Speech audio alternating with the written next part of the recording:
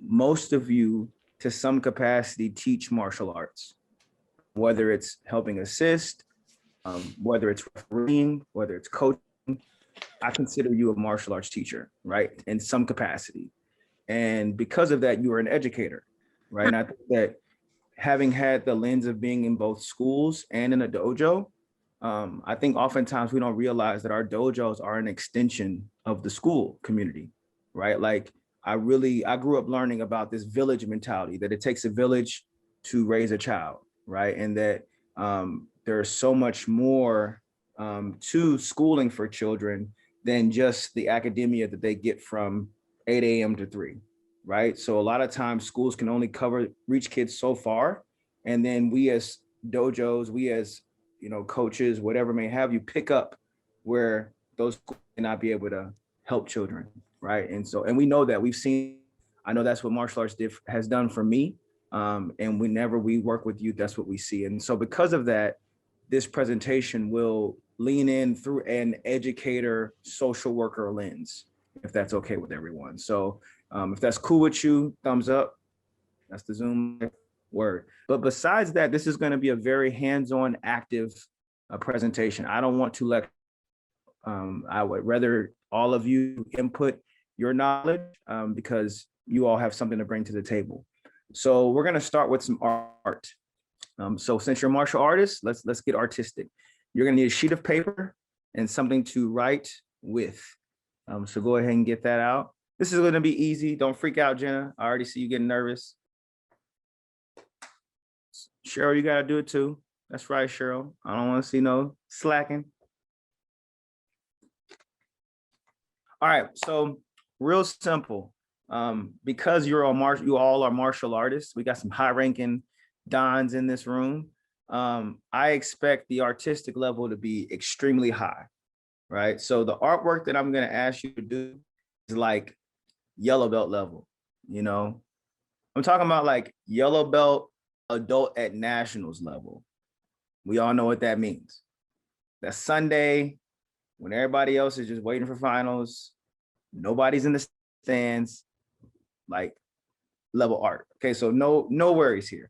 All right, so I'm gonna put something on the screen, and all I want you to do, I'm gonna give you about 2 to 3 minutes to reproduce what you see on the screen.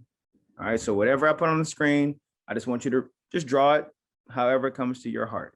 All right, so let me share this image. This is not the image, but this is. All right, so 2 minutes, go.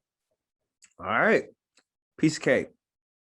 So instead of having people volunteer as tribute, I'm just gonna go ahead and cold call a few people to share their art with the world. So first up, I'm gonna pick on my teammate, Ms. Jenna Brown. I'm gonna go ahead and spotlight you. Just hold up your screen to the people so we can see your picture and talk to us about how you got to what you got to. Yeah, talk us through that. What we got going on here? Where'd you decide to start? So I saw the what looked like more like tree branches. I just started to kind of draw them across the page, let them branching off. And then as I kind of focused a little bit better, in the middle, it was like a tiny little image, and it kind of looked like people were like pushing a boat or something. Okay. I'm not 100% sure. And then a couple of different shapes around. I respect that approach. I'm gonna go ahead and go to one of my favorite all-time refs. He was always fair and always had a stern look on his face. So now it's time for me to put him on the spotlight. Go, Mr. Farrell. You got this. Show the world what you created. Actually, I kind of got a late start, but I followed a similar approach. I don't know if you can let me see this. Okay. I found the branches, and so I decided to use those as the framework. And then if I had more time, I was then going to fill in from following those the black branches. Okay. All right. Let's round it out and get a male athlete. Mr. Kotaka, what did you create? Yeah, for sure. Exactly. You can see this is in pencil right here. But basically, I initially my eyes focused on the center, but then I went through the branches, and those are the things that, like, kind of like what Jenna said, I basically draw out all the branches that I could, and then finally focused back into the center.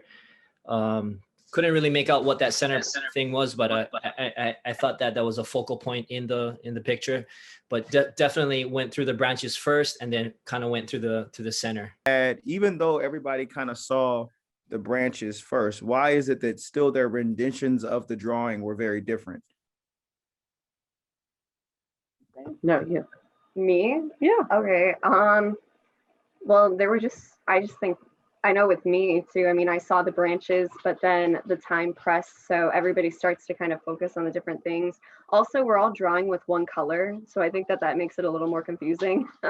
We're drawing with the same thing, but yeah, I think we just kind of zone into different things by far. Some of us even drew the pictures in the shapes, and then like I was just drawing the outline all around the thing. So I think some of us just focused solely on something to make it detailed. Other people were just trying to kind of cover everything generally. So Right.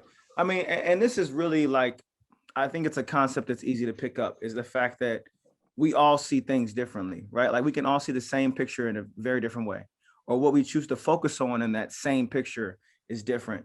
So for some of us, this might have been sensory overload. It might have been like, I have no idea where to start, so I'm not even gonna start, right? Like I'm looking at colors, I got lines all over the place. It's like controlled chaos. Others, you went directly to that focal point. Maybe it was the center, maybe it was the twig-like imagery, whatever may have you. And that's how we see the world, right? Like what makes that difficult is that we all have this different lens. And we all have a lens through which we see the world. And I think that like when we say things like, you need to look at the world through someone else's eyes, that's not really a fair statement, because it's impossible to do.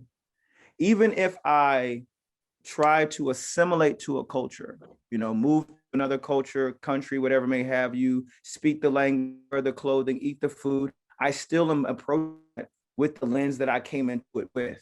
So I can never fully adapt it. I can appreciate it, but I can't fully adapt it, right? And I think that we have to start recognizing that. You can't walk a mile in somebody else's shoes because they're never going to fit the same, even if you have the same shoe size, right? So what triggers us, what stands out to us, and what's important to us is going to differ to each person. And with that, because of that, we all live in this state of identity crisis, right? There's one level of how the world sees us. When you're walking down the street, someone who does not know you, how to, boom, immediately see you. And then there's the contrast of how you see yourself.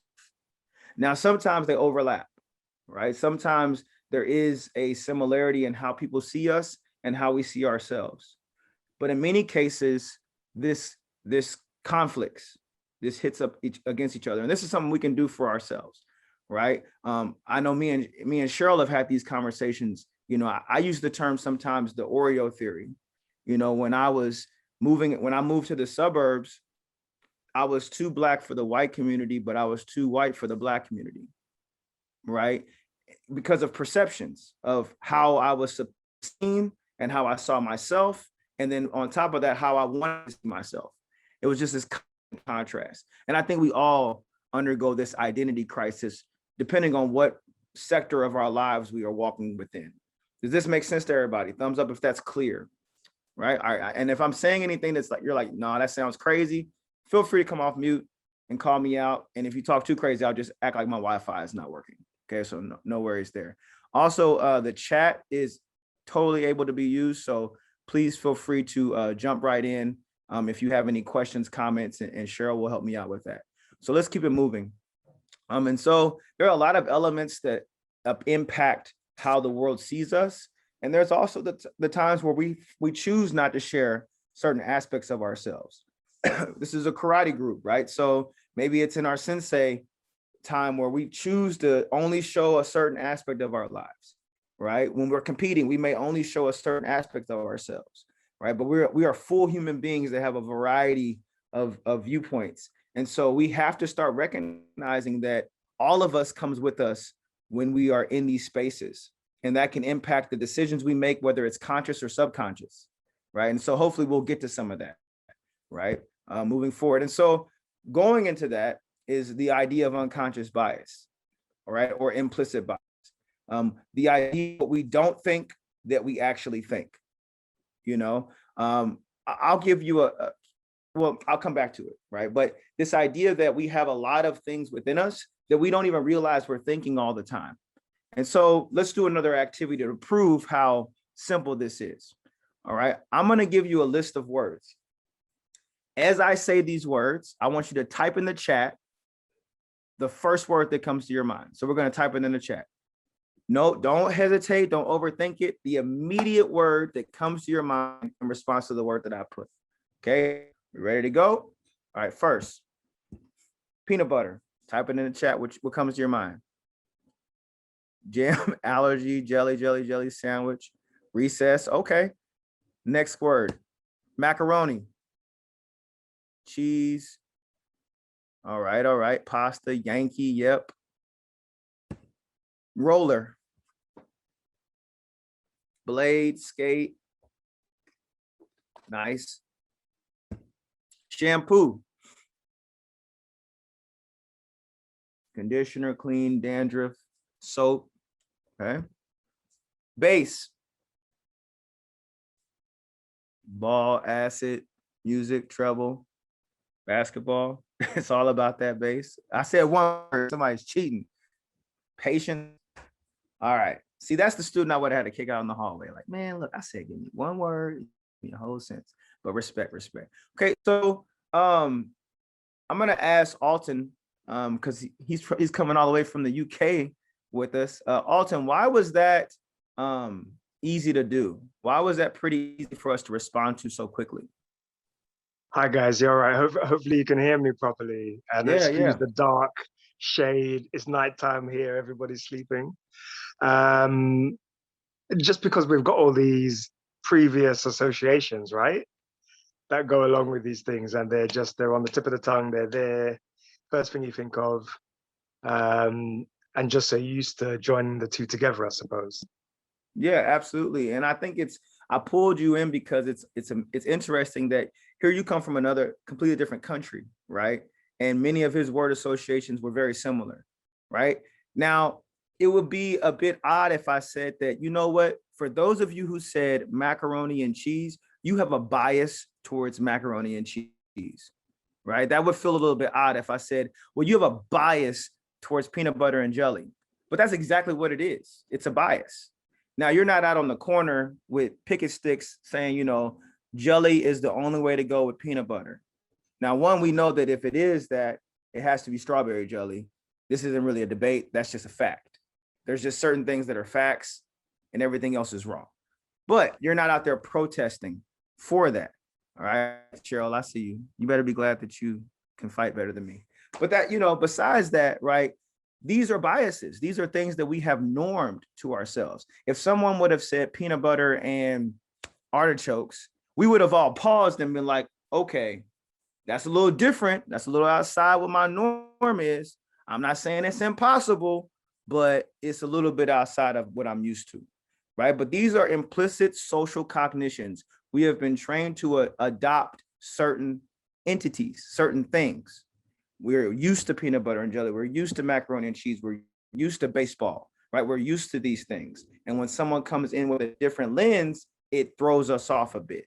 All right. And so then the level to which the consequences for having something outside of that lens affect us are heightened depending on what the situation is or where we at.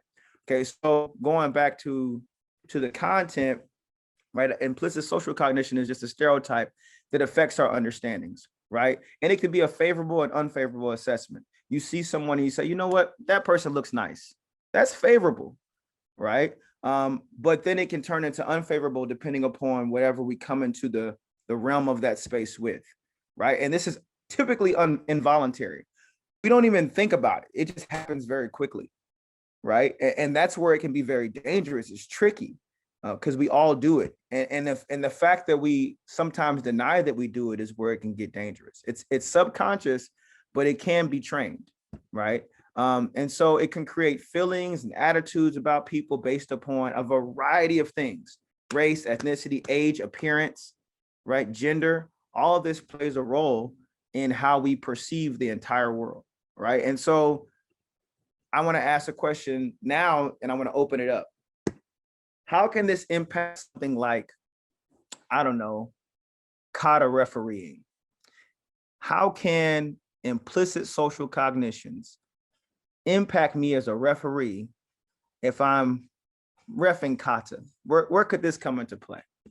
So I was going to say both, you know, any implicit associations, biases we have outside of karate are obviously, they're not just, you know, I'm that world outside of karate, and you're not going to have those same things when you step into a competition as an athlete, a coach, a referee, anything like that. And I think one thing that immediately came to mind is we definitely have expectations about the kinds of things that we expect to see from male or female athletes, or knowing where a person comes from, like influences that as well, like thinking about where they come from and expecting them to like perform a certain way. And even though you're looking to judge fairly, I mean, I referee, I'm gladly had my certification if I want to referee, you know, somewhere like Vegas or nationals. And I know going into that, I want to referee fairly.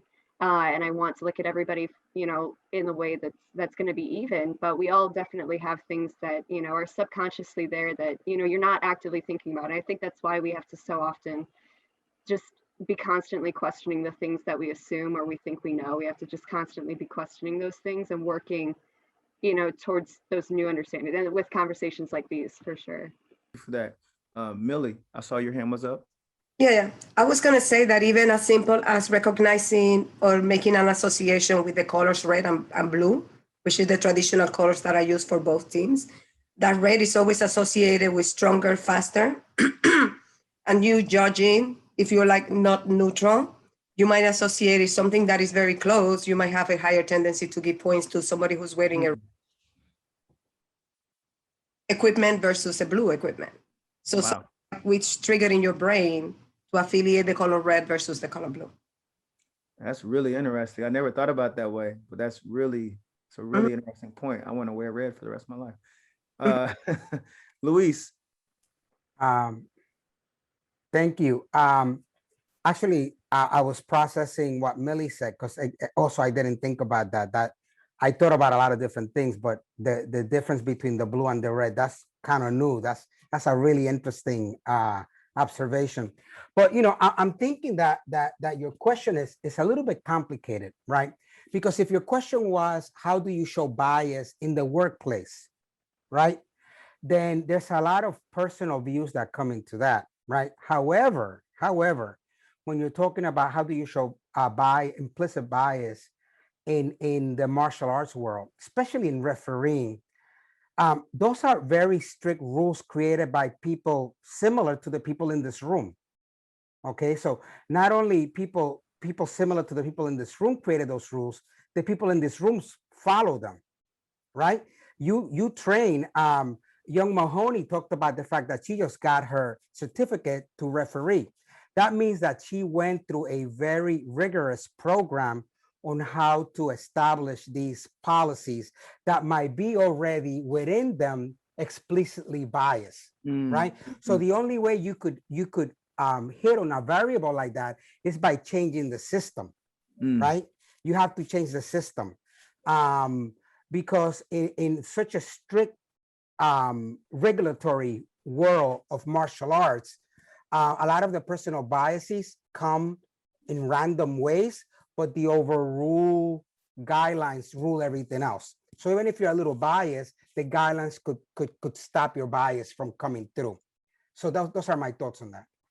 Yeah, thank you so much. Cheryl's want to jump back in. Go ahead, Cheryl. I see you. Don't be shy now. You raised your hand. I did. I'm gonna have to challenge that a little bit in the fact that, like I said, there are certain conversations in how one has to look like a kata athlete, and that's where the bias goes. If a female has a hijab on as opposed to a white female who has her hair pulled back with a lot of makeup on, just in that alone, what do you normally see as a kata?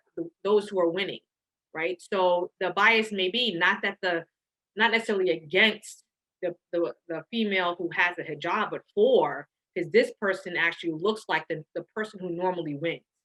So even with the whole, the rules and regulations and all of that,